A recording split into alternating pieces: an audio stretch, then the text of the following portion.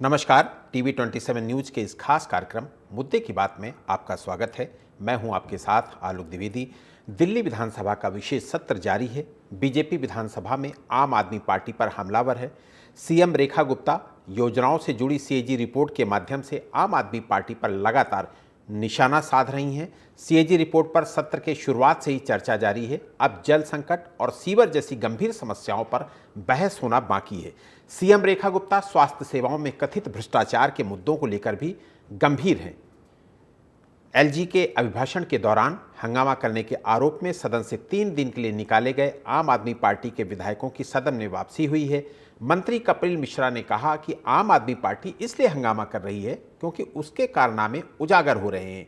सरकार में रहते हुए उन्होंने जमकर घोटाले किए, जिस पर अब खुलासे हो रहे हैं। इससे पार्टी घबरा गई है। बीजेपी का कहना है कि हेल्थ सेक्टर में भी बहुत ज़्यादा गड़बड़ियां की गई हैं। हेल्थ डिपार्टमेंट से जुड़ी सीएजी रिपोर्ट में बताया गया है कि दिल्ली में हेल्थ इंफ्रास्ट्रक्चर की कमी है, नर्स और डॉक्टर्स की संख्या पर्याप्त नहीं है, महिलाओं के स्वास्थ्य प्रोग्राम में फंडिंग की कमी है, एम्बुलेंस में जरूरी उपकरण नहीं है, आईसीयू की कमी है। रिपोर्ट के मुताबिक दिल्ली की कम से कम 21 मोहल्ला क्लिनिक में टॉयलेट तक नहीं है। अस्पतालों में स्टाफ की कमी है। बड़े ऑपरेशन के लिए मरीजों को लंबा इंतजार करना पड़ता है। इसके अलावा कोविड-19 के दौरान केंद्र सरकार ने दिल्ली सरकार को जो रकम दी थी उसका इस्तेमाल भी सही ढंग से नहीं किया गया। इससे पहले शराब घोटाले में करीब 2000 करोड़ के नुकसान का मामला सामने आ चुका है। वायु प्रदूषण को नियंत्रित करने के लिए भी आप सरकार के कार्यकाल में उठाए गए कदमों पर भी सीएजी की रिपोर्ट में चौंकाने वाले तथ्य सामने आए। रिपोर्ट में वायु गुणवत्ता निगरानी स्टेशनों, प्रदूषण जांच प्रमाण पत्र जारी करने के तौर तरीकों और सड़क किनारे वाहन पार्किंग को रोकने के लिए बढ़ाई गई दरों के हिसाब किताब पर सवाल खड़े किए गए हैं। सवाल यह है कि आम आदमी पार्टी ने अपने कार्यकाल में इतनी पर्दादारी आखिर क्यों रखी? कमजोर शराब नीति को लेकर विशेषज्ञों के सुझाव को नज़रअंदाज क्यों किया गया? जिन मुद्दों पर आम आदमी पार्टी फेल हुई, उन मुद्दों पर बीजेपी का रोड मैप क्या होने वाला है? बीजेपी दिल्ली में महिलाओं को 2500 रुपये देने के वादे पर क्या काम कर रही है और कब देगी? सत्ता में आने पर पार्टियां संवैधानिक नियमों का पालन क्यों नहीं कर पाती हैं? ये तमाम बड़े सवाल जिनका जवाब अपनी इस चर्चा में तलाशने की कोशिश करेंगे। हमारे साथ तमाम खास मेहमान भी जुड़ेंगे इस चर्चा में। सीएजी रिपोर्ट जिसको लेकर लगातार दिल्ली की सियासत में हंगामा देखने को मिल रहा है और सीएजी रिपोर्ट के जरिए बीजेपी आम आदमी पार्टी पर हमलावर है और अभी 14 में से 2 ही रिपोर्ट्स का खुलासा हुआ है। उसमें भी आम आदमी पार्टी कहीं ना कहीं फंसती नजर आ रही है। और सबसे बड़ा सवाल यह है कि हर मुद्दे पर मुखर रहने वाले अरविंद केजरीवाल सीएजी की 2 रिपोर्ट आने के बाद भी खामोश क्यों हैं? ये तमाम सारे बड़े सवाल जिनका जवाब हम अपनी इस चर्चा में तलाशेंगे।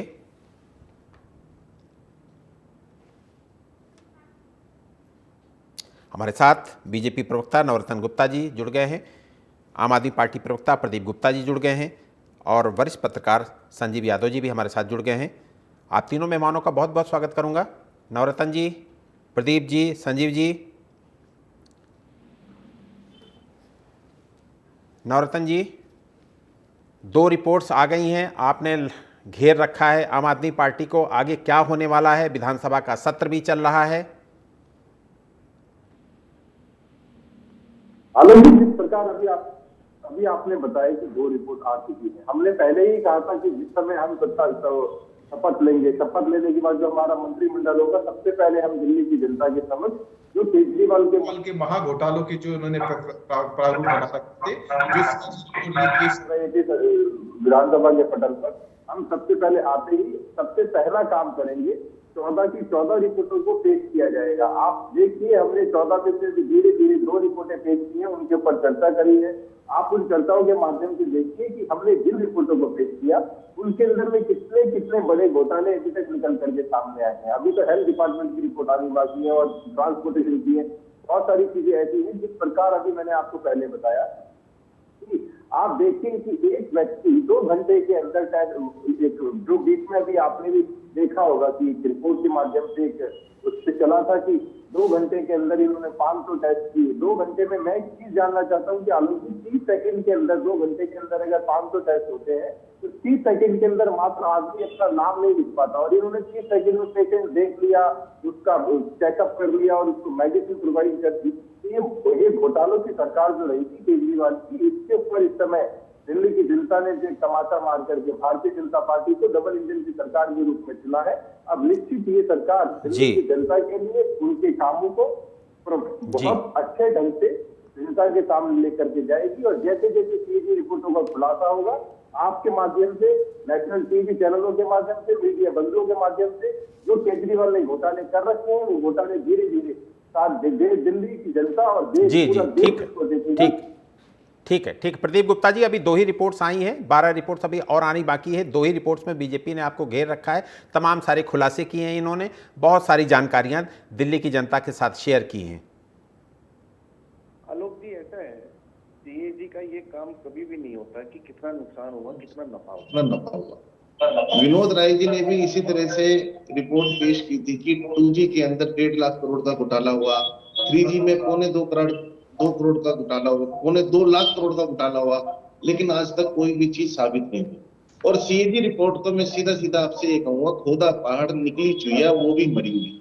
एक सरकार कोई पॉलिसी बनाती है और उस पॉलिसी को हटाती है, इस आधार पर आप किसी भी अधिकारी को, किसी भी मंत्री को, किसी भी मुख्यमंत्री को आप ये एनालाइज नहीं कर सकते कि पॉलिसी बनाते वक्त उसने किसी तरह के कानून का उल्लंघन किया है। और भाजपा को तो बिल्कुल भी ये अधिकार नहीं है कि वो सीओजी की रिपोर्ट के ऊपर किसी विपक्ष को घेरे।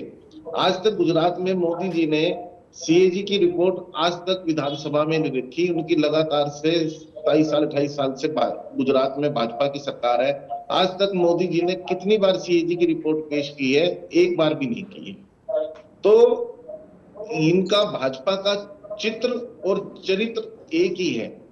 ये जो सीएजी की रिपोर्ट का हल्ला मचा रहे हैं, ये सिर्फ इस वजह से मचा रहे हैं कि विपक्ष को ये जो इन्होंने इस बार विधानसभा के चुनाव में जो दिल्ली की आवाम से वादे किए थे, ये वादे उन्होंने पूरे नहीं करने, उन वादों को भटकाने के चक्कर में ये सीएजी रिपोर्ट का हल्ला मचा रहे हैं, जिससे विपक्ष को इन्होंने हाउस से सस्पेंड किया। कोई बात नहीं, उसके बाद उनको परिसर में भी नहीं घुसने दिया। ये बिल्कुल सरासर कानून की, देश के लोकतंत्र की हत्या है। जी ठीक है। नवरत्न जी, आप कुछ कहना चाह रहे हैं, लेकिन बहुत संक्षिप्त में अपनी बात खत्म करिएगा, संजीव जी के पास जाना है। ने बताया, प्रदीप जी ने बताया कि ये इन्होंने जो निष्कासित किया, इनको शायद उसके निष्कासन की प्रक्रिया भी पता होगी। इन्होंने भी 11 साल आखिर दिल्ली के अंदर में एक सत्ता चलाई है। इनको विपक्ष की आदत नहीं है और इनको ये नहीं पता, प्रोटोकॉल नहीं पता कि अगर गवर्नर साहब कुछ अभिभाषण करते हैं तो कृपया उसको शांतिपूर्वक सुना जाए। ठीक है। संजीव यादव जी, अभी 2 रिपोर्ट्स आई हैं, अभी 12 रिपोर्ट्स आनी बाकी है। क्या आने वाले टाइम में आम आदमी पार्टी की मुश्किलें और बढ़ सकती हैं?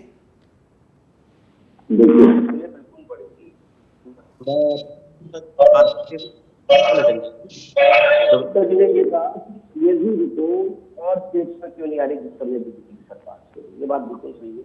लेकिन उनकी एक बात से मैं इत्तेफाक नहीं रखता कि उसको घोटाले में कितना फंड गया, कितने का नुकसान हुआ, ये अधिकार नहीं है, संवैधानिक है, दोनों ठीक है। अब रिपोर्ट आनी है, अभी तो सिर्फ 2 रिपोर्ट आई है, एक्ट और एक्साइज की। अभी मैंने एडवर्टाइजिंग स्टैम्प पे भी बहुत काम किया है, आप सरकार के। जब वो आएगी तो सबसे बड़ा काम एडवर्टाइजिंग का। एडवर्टाइजिंग में मैं भी आरोप नहीं लगा रहा ना, मैं पूरी बात कह रहा कि सीओजी की रिपोर्ट आई उससे पहला कुछ गलत है, लेकिन ये खामियां साफ थी और खामियां शुरू से दिख रही थी। इसी का नतीजा था कि सरकार को इतनी लुभावनी बातों के बाद 2 टर्म देने के बाद जनता ने लगा कहीं ना कहीं खामियां रखी। जी ठीक है। नवरत्न जी, दिल्ली की जनता ये भी पूछ रही है आपसे कि आप सिर्फ पिछली सरकार की खामियों को ही उजागर करेंगे कि जो वादे किए हैं उनको भी पूरा करने का काम करेंगे? आलोक जी, जिस प्रकार दिल्ली की जनता ने भारतीय जनता पार्टी और आदरणीय नरेंद्र मोदी जी की डबल इंजन की सरकार को चुना है, निश्चित ही आपने हमें देखा होगा कि जिस दिन हमने संविधान को साक्षी मानकर हमारे दिल्ली के मुख्यमंत्री श्रीमती रेखा गुप्ता जी ने शपथ ली। हमने उसी दिन से ये तय कर लिया, हमारी पहली गंगा यमुना आरती में हमारा पूरा मंत्रिमंडल गया हो, या उसके बाद यमुना की सफाई के लिए जो टीमें निष्कासित की वो टीमें जो गठित की गई हो, और उसके साथ साथ में जो दिल्ली के अंदर आपने देखा होगा बड़े बड़े भी पूरे के ढेर से अगले दिन आशीष सूद हो, परवेश वर्मा हो, जितने हमारे कैबिनेट मंत्री है, कपिल मिश्रा हो, सभी ने जा करके क्षेत्र की समस्याओं को सुना। और जो पुराने सरकार ने जो वहां पर गंदगी के हाल मचा रखे थे, उनको लगता था कि दिल्ली की जनता मूर्ख है, बेवकूफ है, वो किसी और को अब आने नहीं देगी। तो दिल्ली की जनता इतनी समझदार है, इतनी इंटेलिजेंट है कि उन्होंने जो अब इस वाली सरकार को चुना, और सरकार ने अपने कामों को पहले दिन से आपने देखा होगा सूचीबद्ध तरीके से जिस प्रकार कहा गया कि पहली बैठक के अंदर में हम यमुना की सब पर चर्चा करेंगे, यमुना की सफाई के ऊपर यमुना की कमेटी बनाएंगे। आप देखिए उस कमेटी को हमने गठित किया है। और अब आप हाल फिलहाल में एक बार मैं आपको दोबारा आग्रह करूंगा, आप किसी दिन आप हमारे साथ चलिएगा, हम यमुना में जो सफाई का काम चल रहा है हम उसको आपको एक तरफ से दिखाएंगे कि वो सफाई का काम भी जो 12 साल से नहीं हुआ वो हमने अभी मात्र कुछ दिनों में इतने बड़े रूप में करके दिखाया कि अगर कुछ करने की, जैसे हमारे आदरणीय प्रधानमंत्री नरेंद्र मोदी जी कहते हैं कि अगर व्यक्ति के अंदर कुछ करने की इच्छा जाग जाए तो उसको कुछ ना करने का बहाना नहीं मिलता। और रही बात केजरीवाल की, इनको कुछ नहीं करना था इसलिए इनके पास सैकड़ों बहाने थे कि हमें एलजी नहीं करने देता, हमें केंद्र नहीं करने देता,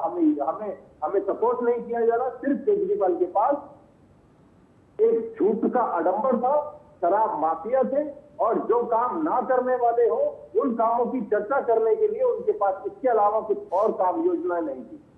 जी ठीक है प्रदीप गुप्ता जी, हर छोटे छोटे मुद्दे पर भी प्रेस ब्रीफिंग करने वाली आम आदमी पार्टी सीएजी की 2 रिपोर्ट आने के बाद भी एक शब्द नहीं बोली।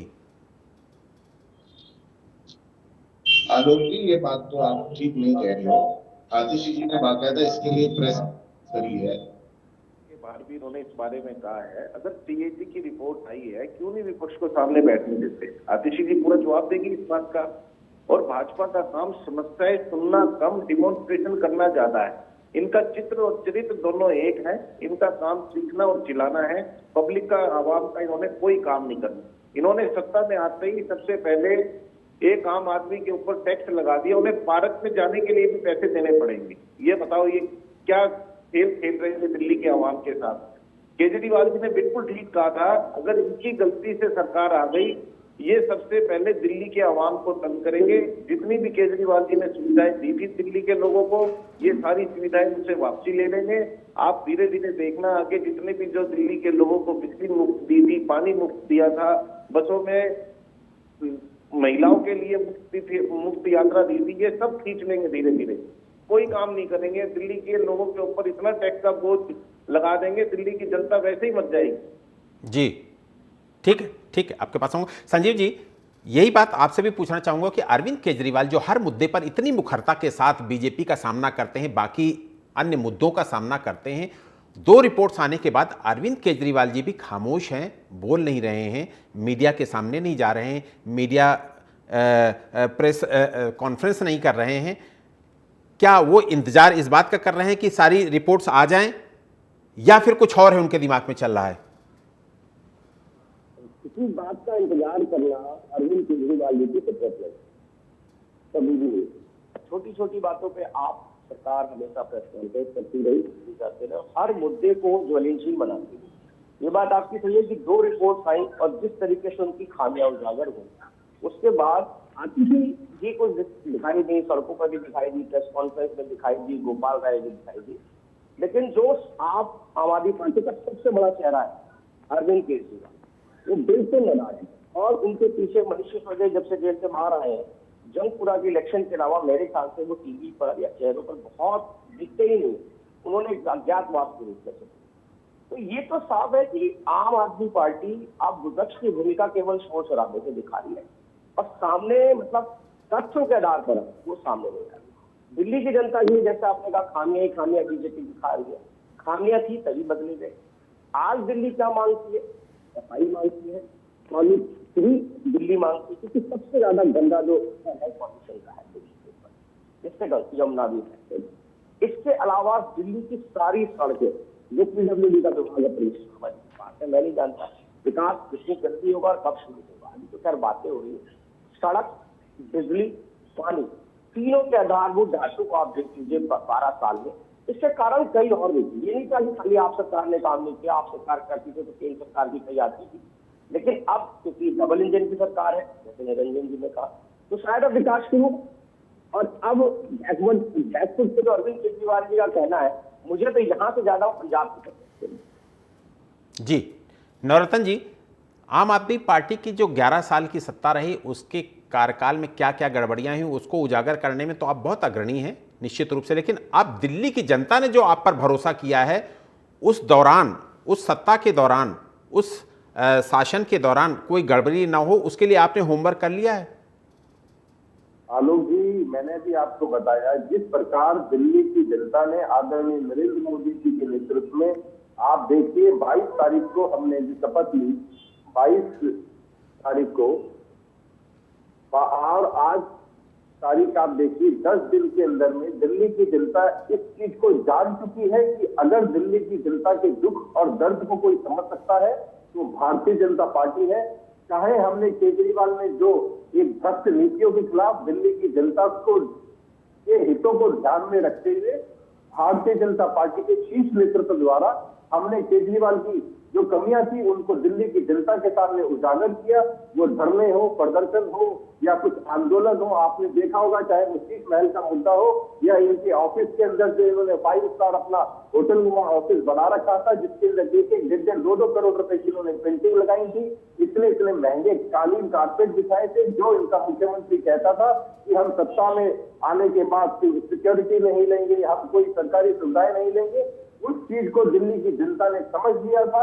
दिल्ली की जनता उस चीज को मान चुकी थी कि हाँ, केजरीवाल झूठ और मक्कार और बेईमान एक आदमी है जिसको इनके गुरु खुद के अन्ना हजारे ने इनको कहा था कि अगर आपने शराब के अंदर फंसे तो आपको कोई बचाने वाला पैदा नहीं होगा। वो दूरदृष्टि जो अन्ना हजारे जी की दूरदृष्टि थी, उसके बाद भी केजरीवाल जैसे मक्कारों ने, केजरीवाल ने जो एक केजरीवाल के अंदर एक ऐसा घमंड आ गया था कि जो हूँ वो मैं हूँ और मेरे अलावा कोई और नहीं है, तो दिल्ली की जनता ने उसको एकदम करारा जवाब दिया। आप देखिए 11 साल जो व्यक्ति मुख्यमंत्री रहा वो स्वयं से अपनी सीट नहीं बचा पाया।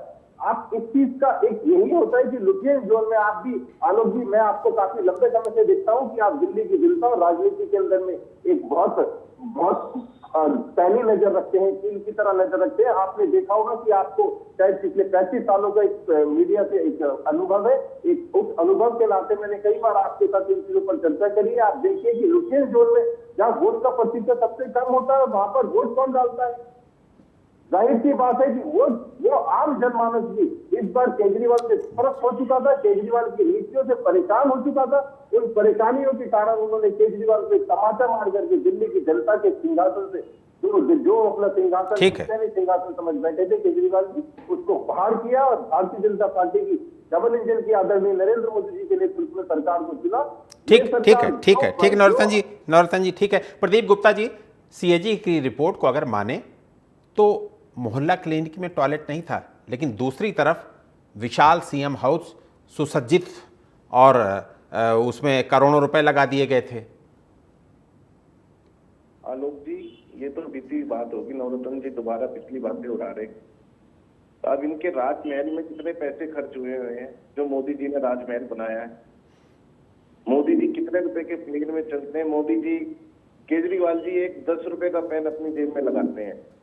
मोदी जी का पेन की कीमत ही 2 लाख रुपए है। मोदी जी के चश्मे की कीमत 10 लाख रुपए है। मोदी जी की एक सूट की कीमत 10 लाख से 15 लाख है और एक दिन में वो 2-2, 3-3 बार सूट बदलते हैं, अपना ड्रेसिंग सेटअप करवाते हैं। ये सब बेकार की बातें कर रहे हैं गुप्ता जी। मैं सिर्फ इतना कहूंगा, अगर भाजपा दिल्ली की आवाम के लिए काम करती है तो हमें खुशी होगी इस बात की। आप काम करो, बिना बात की जिना और लड़ाई झगड़े के काम ना करो। आप दिल्ली की जनता के लिए काम करो, हमें खुशी होगी, हम आपको अप्रिशिएट करेंगे। जी नवरत्न जी, उस विषय पर उठती है। और रही बात मोदी जी की, वो जो 7 रेड कोर्स जो बना था, वो आपने देखा होगा कि कांग्रेस के समय से जितने भी भूतपूर्व प्रधानमंत्री रहे वो उनके लिए बनाया है। आवाज भी लेना पड़ता है, सारे काम करने पड़ते हैं। ठीक है। संजीव जी, राजनीतिक दल जनता को सपने तो बड़े बड़े दिखाते हैं, और दिल्ली में देखिए आप, कई सारे पॉलिटिकल पार्टीज के लोग रहे यहाँ पर, शासन सत्ता किया यहाँ पर, लेकिन सब ने बड़े बड़े सपने दिखाए, लेकिन जब उनके पालन का वक्त आता है ना, तो वही सजगता, वही तेजी फिर पॉलिटिकल पार्टीज के अंदर नहीं दिखती है। देखिए, ये बात दिल्ली की जनता बहुत अच्छी तरीके से जानती है। आप राजस्थान और उत्तराखंड को या हिमाचल को देखिए, हर 5 साल बाद सत्ता बदल जाती है, लेकिन दिल्ली में ऐसा नहीं। 15 साल शीला दीक्षित जी को दिए गए, उन्होंने काम किया, करके दिखाया। उसके बाद कुछ आरोप लगे, उसके बाद जो कॉमनवेल्थ गेम हुआ, अरविंद केजरीवाल जी का उदय हुआ, उन्होंने सरकार को घेरा, बहुत आरोप लगे। जनता को समझ आया कि नहीं, कुछ चीज बदलनी चाहिए, दिल्ली का विकास के लिए किसी नए को विकल्प के लिए तैयार करना चाहिए। उन्होंने अरविंद केजरीवाल जी को मौका दिया। 12 साल सत्ता में, यानी एक छोटा टर्म और 2 पूरे टर्म केजरीवाल जी को दिए। 10 साल का भरोसा, मैं कम से कम 10 साल का भरोसा मानता हूँ कि दिल्ली की जनता ने उसको आप वाली पार्टी को दिया कि किसी तरीके से दिल्ली का विकास हो, दिल्ली डेवलपमेंट की तरफ जाए। जो फ्लाईओवर्स शीला दीक्षित जी के टाइम पे चले या जो विकास हुआ, उसका डबल इंजन में काम वो नहीं हुआ। अब बीजेपी को, अब आम आदमी पार्टी को हटा करके आखिरकार जनता ने बीजेपी को मौका दिया। अब बात आपकी पहला सवाल, उसमें जो आपने अभी संजीव गुप्ता जी से पूछा था कि भाई आम वो फैन रखते हैं एक छोटा सा, और फिर मोदी जी रखते हैं। मैं कहता हूँ इस समय आरोप की राजनीति तो नहीं होनी चाहिए। अभी सरकार को 1 महीना भी नहीं हुआ, काम होना शुरू हुआ है, आप उनको काम करने दीजिए, वो एक अलग बात है। अभी आलोक जी, आपने एक सवाल उनसे पूछा कि सूक्ष्म है और जी, तो वो आरोप, मतलब जवाब देने की बजाय दूसरा आरोप की तरफ, यानी मोदी जी। मेरा सिर्फ, चाहे आप आपके प्रवक्ता जी से सवाल है, चाहे बीजेपी के, हम आरोप की बात कर रहे हैं, तो जो सवाल का जवाब है वो सीधा है ना। अगर केजरीवाल जी के शीश महल की बात है, तो केजरीवाल जी शीश महल जी पे प्रदीप गुप्ता जी जवाब दें सीधे सीधे। ठीक है, ठीक है संजय जी। नवरत्न गुप्ता जी, छोटे छोटे 2 सवाल। एक तो इसी महीने बजट है दिल्ली सरकार का, 24 तारीख से लेकर 26 तारीख के बीच में बजट पे क्या प्राथमिकताएं होने वाली हैं दिल्ली वासियों के लिए। दूसरा जो सबसे बड़ा सवाल ये है कि जो आपने एक बड़ा कमिटमेंट दिल्ली की महिलाओं के साथ किया था कि 2500 रुपये प्रतिमाह उन्हें दिए जाएंगे, वो कब से देने शुरू किए जाएंगे? आलोक जी, पहले मैं आपके पहले सवाल का जवाब देता हूं, जो आपने बजट की बात को बोला। जिस प्रकार आपने देखा होगा कि कल भी रेखा गुप्ता जी के ट्विटर से एक मैसेज आया था कि हम जो बजट बनाएंगे वो दिल्ली की जनता के हितों को ध्यान में रखते हुए और दिल्ली की जनता से हम उसके ऊपर विचार विमर्श करते हुए उनके जो उसके अंदर हम सुझाव स्वीकृत करेंगे, उन सुझावों को ध्यान में रख करके हम दिल्ली की जनता के लिए बहुत बेहतरीन भविष्य का, आगामी भविष्य का बजट बनाएंगे। और रही बात, आप बता रहे हैं कि एक जो जनता महिला, उसके लिए 2500 रुपए का फैसला किया था। अब 8 तारीख ज्यादा दूर नहीं है, महिला दिवस के ऊपर से आप बताया कि कुछ क्राइटेरिया होते हैं सरकार बनने के बाद, उन क्राइटेरिया को पूरा करके निश्चित हम अपने जो हमने वादा किया है, हम केजरीवाल की तरह झूठी सरकार नहीं चलाएंगे, हम कोई झूठे वादे नहीं करेंगे।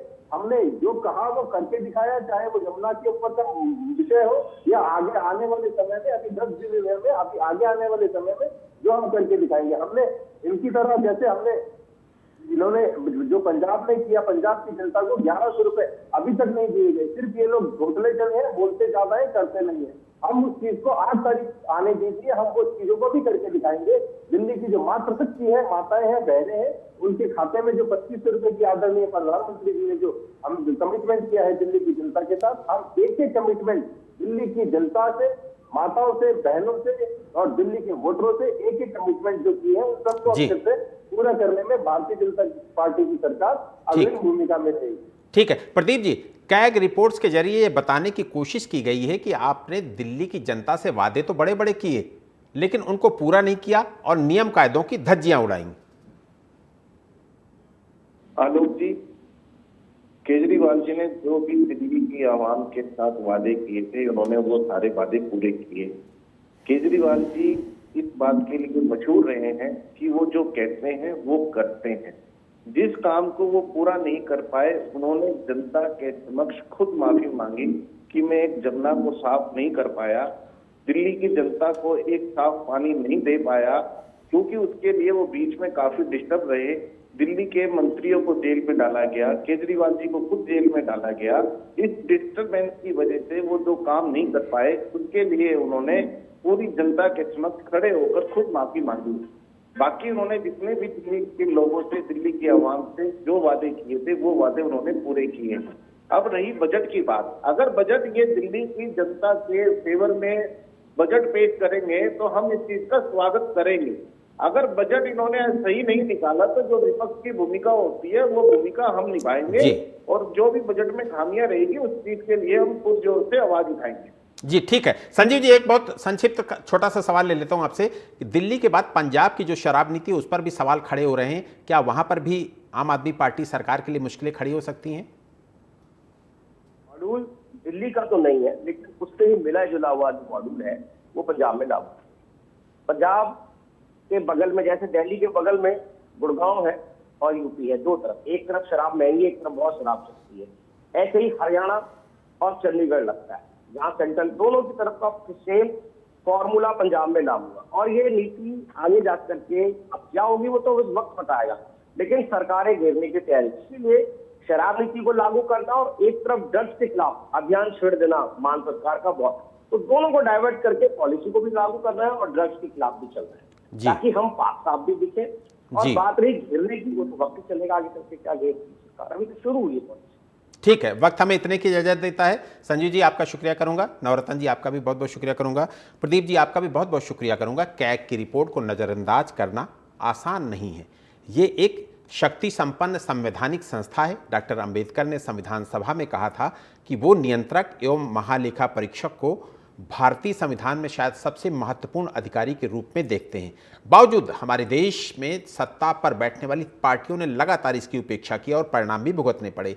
जनता के लिए विकास योजनाएं और आर्थिक नीतियां बनाने का काम कानून सम्मत होना चाहिए। इसका सबसे अच्छा उदाहरण कौन सी पार्टी पेश करती है ये तो पूरा देश देखना चाहता है। मुद्दे की बात में आज इतना ही। देश और दुनिया की तमाम बड़ी खबरों के लिए आप देखते रहिए TV 27 न्यूज़। नमस्कार।